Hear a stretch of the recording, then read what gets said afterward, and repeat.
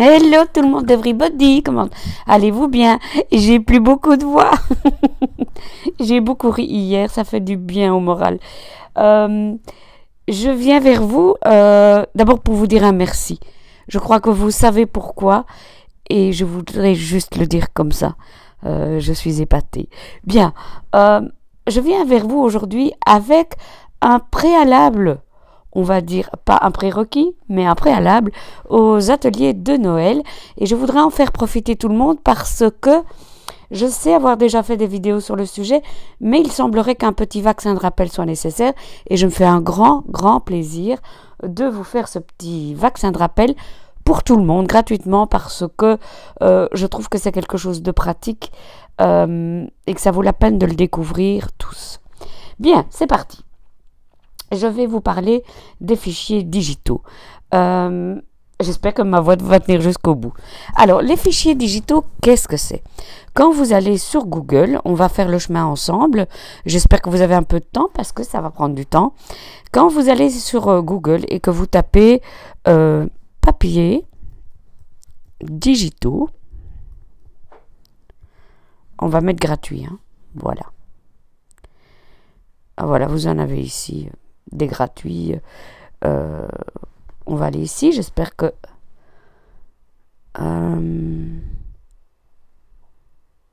ouais. On va faire autrement. Oui, comme quoi s'y retrouver sur le net, c'est pas toujours évident. J'ai mes collections à moi. Mais bon, voilà. On va prendre celui-là. Voilà, je clique. Alors, petit préalable pendant que ça ouvre. J'utilise le logiciel de silhouette de base, pas le Designer Edition. Parce qu'avec le Designer Edition, on peut faire beaucoup plus de choses, dont, et je réponds à Véronique, je crois, dont mettre par exemple les papiers dans sa bibliothèque. Chose qu'avec le logiciel de base, on ne sait pas faire. Ceci dit, ce n'est pas grave, je l'ai déjà dit et redit, ce n'est pas grave parce que ça alourdit votre logiciel si vous les enregistrez dans le logiciel. Donc, pas de souci avec ça. Bien, je vois que c'est compliqué, je reviens. Eh bien, ça n'a pas été une mince affaire. Évidemment, il faut bien vous dire, et ça c'est peut-être une mise en garde générale, il y en a qui savent, hein, mais je sais qu'il y en a qui débutent, dans tout ce qui est fichier gratuit sur le net, évidemment, vous devez vous méfier. Parce qu'on va vous faire télécharger des petits logiciels, des machins comme ça. Ne rentrez pas là-dedans. N'allez que sur ce qui a l'air sain et gratuit, on va dire. Donc, je me suis dit, bon, ben, je vais chercher autre chose. J'ai cherché en anglais. Oui, voilà. Et j'ai mis Free Digital Christmas Paper. Donc, papier digitaux de Noël. Et donc, voilà, gratuit. Pardon, free, c'est gratuit. Hein. Donc, je suis tombée sur celui-ci. J'ai pris le premier. Hein. Voilà. Double-clic. Redouble-clic. Pour être dirigé vers le site. Et là, encore une fois, il y a tout des OK, mais voilà, ils sont obligés.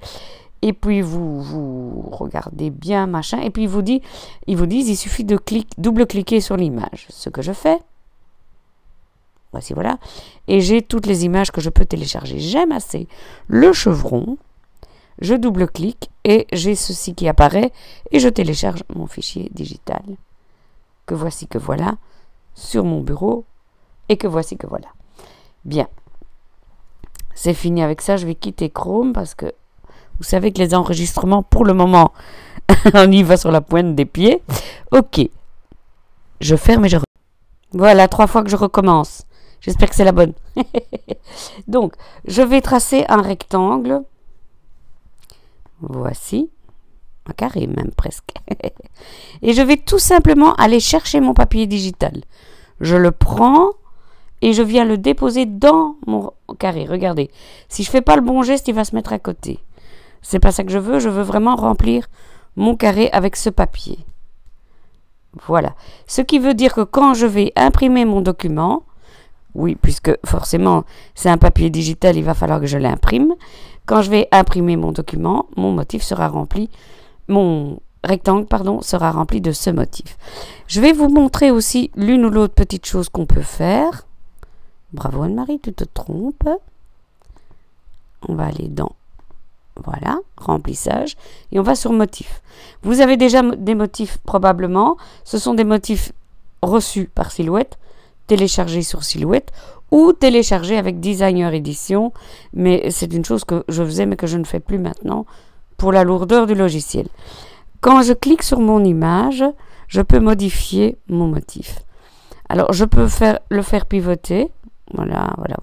Mais dans notre cas, il n'y a que deux sens, on va dire. Je peux aussi en modifier l'angle. Regardez. Hop. Je le fais tournicoter. OK. Et je peux en réduire ou en augmenter l'échelle. Voilà. Et là, on arrive à la limite. Je vais vous montrer. C'est moi ce que j'appelle la couture, comme ça on se comprend bien. Mon motif, c'est simplement une image qui va venir remplir ce que je veux remplir. Ceci dit, comme ce n'est qu'une image, ce qu'il va faire, c'est qu'il va empresser de coller tous des petits jumeaux, petits frères, petites sœurs autour de lui pour remplir votre motif. Mais évidemment, il va y avoir des coutures. Il existe certains motifs qui sont sans couture, mais en général, ce sont des motifs payants. Voilà. Et vous voyez qu'ici, je suis arrivée à la couture.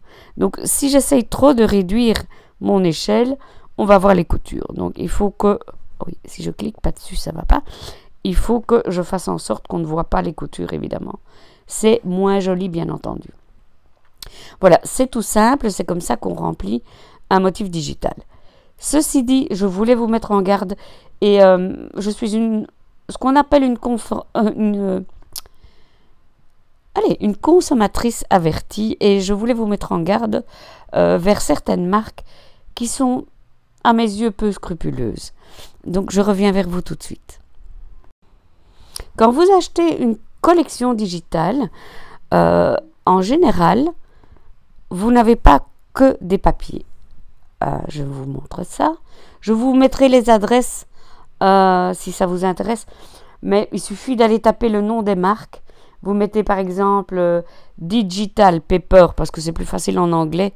Il y a très peu de marques françaises qui le font, je vous le dis tout de suite. Digital Paper, et vous mettez la marque. Dans notre cas, on a Create Paper et on a ici Simple Stories. Je vais vous montrer les deux. La collection Little You de chez Create Paper, c'est un peu comme la collection Snow and Coco, des collections qui ont existé en papier, qui sont quasiment épuisées. On peut en trouver que quelques exemplaires par-ci, par-là, pardon. Et c'est des collections magnifiques, très mignonnes. Enfin, à mon goût, hein, évidemment, comme toujours.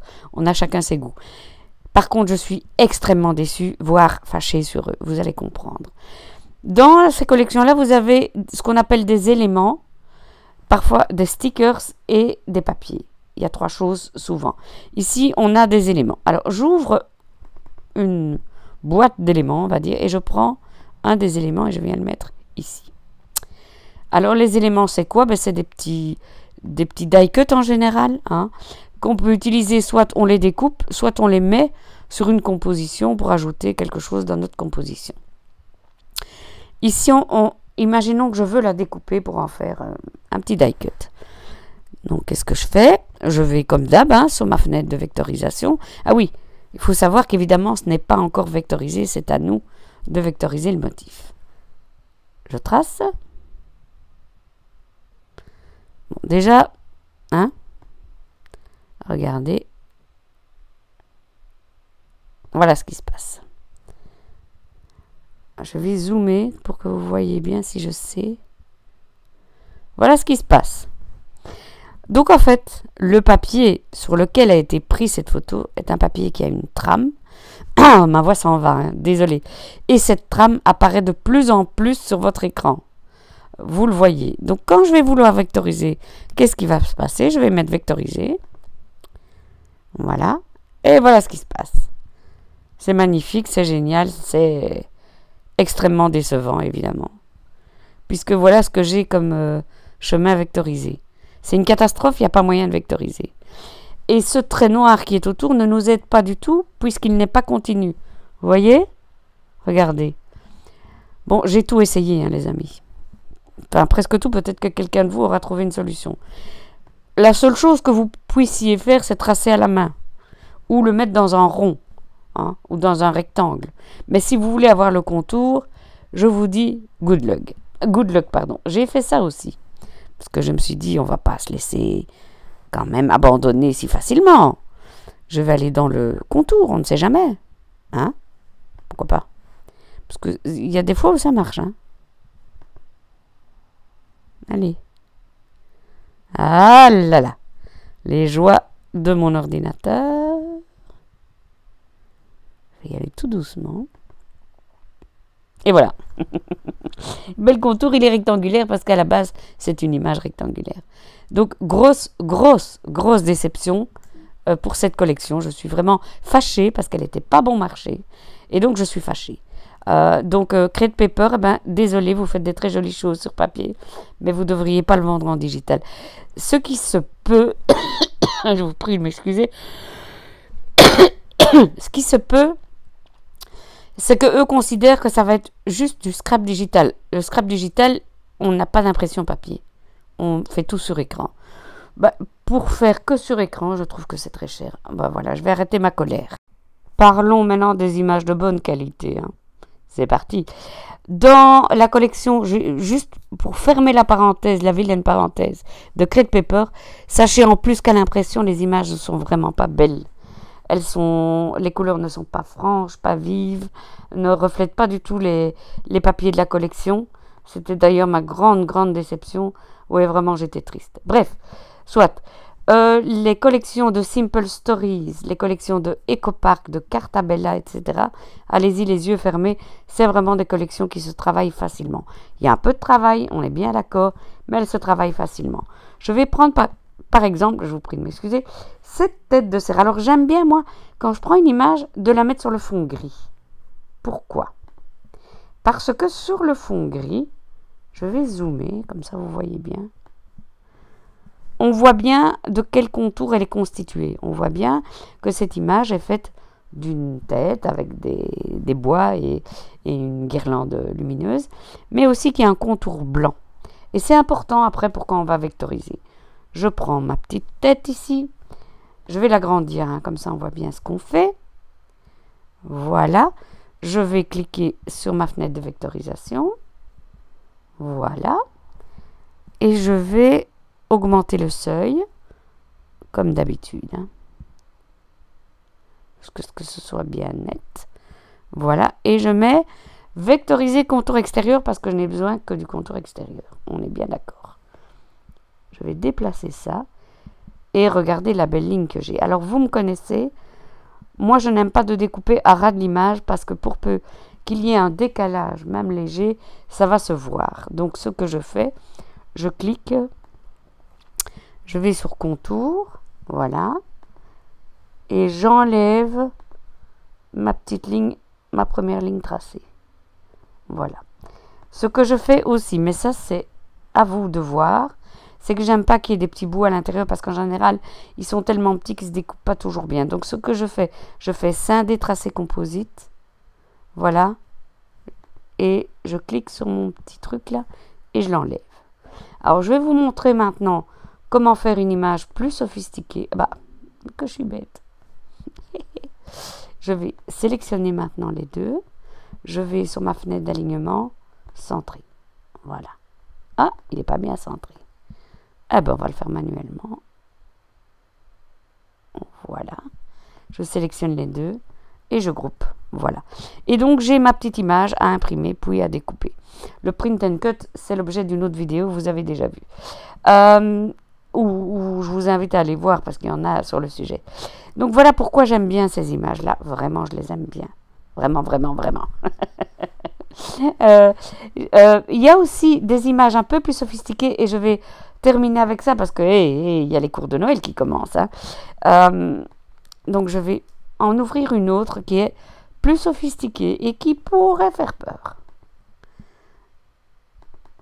Voilà.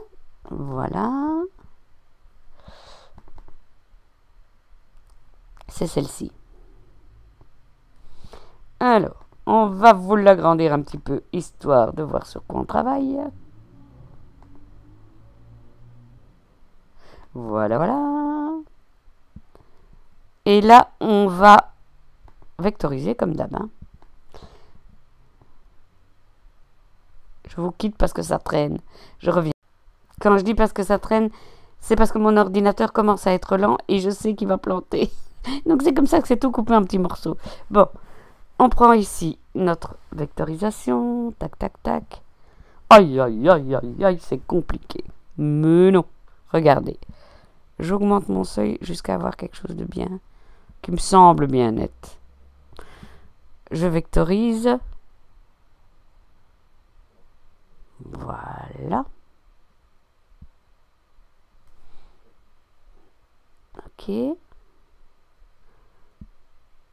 C'est un peu le chifouillis monumental. Mais souvenez-vous, nous, on veut un blanc autour de l'étiquette. Alors, qu'est-ce qu'on fait? On clique sur ce qu'on vient d'obtenir comme vectorisation et on fait un contour. Quand il veut bien. Voilà, il mouline. Et vous comprenez pourquoi il faut que je change d'ordinateur? Il est au bout de sa vie et il souffle comme un vieux rachitique. Voilà, on a notre contour. Voilà. Je vais bouger mon élément précédent. Attendez. Je crois qu'il m'en a fait deux. C'est pas grave. Il m'en a fait deux. Ça ira beaucoup plus vite chez vous, hein. Rassurez-vous.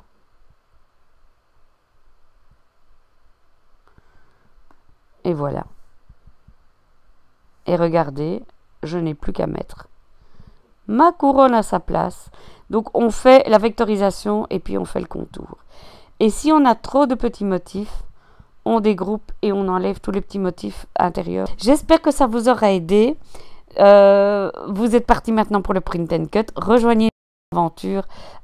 Et je dis pas seulement ça parce que c'est moi qui génère les cours, mais c'est toute l'équipe qui est là avec nous, toutes les filles qui s'inscrivent et avec qui on discute sur Facebook, qui nous apportent tellement de richesse, de gentillesse et de partage. Je vous embrasse et je vous dis encore merci à ma belle communauté.